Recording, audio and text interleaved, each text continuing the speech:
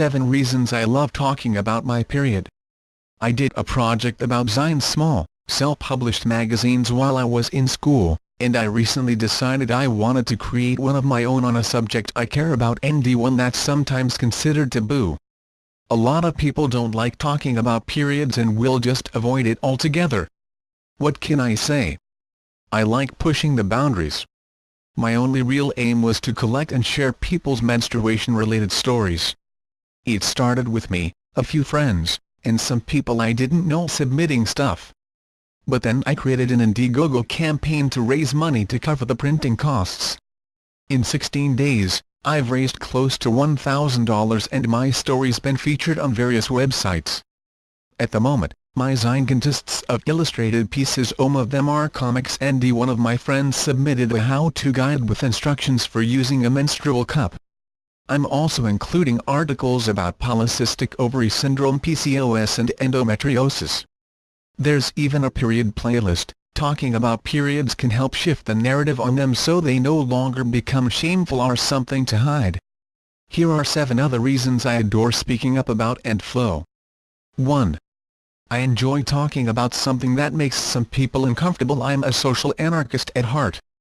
I've always loved doing things a little bit left of center, so the number one reason I talk about periods because some people think it's taboo. 2.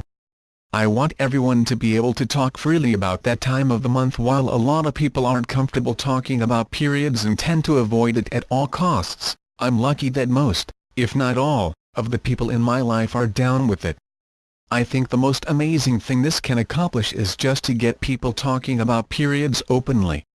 They happen at over it. 3.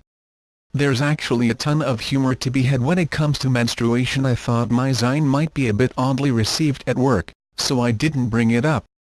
But then one of the guys in my office asked me how it was going, and I was happily surprised. My co-workers liked it and even recommended a printer. They also suggested I add a little tampon string to the zine as a bookmark. 10 out of 10 on period humor for them. 4. Talking about my monthly flow helped me figure out I have PCOS. I thought bleeding as much as I did was normal. It wasn't. If I didn't talk about my periods, I've never have gone to the doctors, and I never would have gotten diagnosed so I could get treated for polycystic ovary syndrome, a condition that can affect a woman's menstrual cycle and fertility. It can also cause weight gain and excessive hair growth on the face and body. If I didn't share my experiences with my periods, I would never have known how common menstrual problems are, and for that matter, how common PCOS is. 5. It's helped me bond with other people, including the postman, who delivered 100 bleeding bag badges to my doorstep the other day.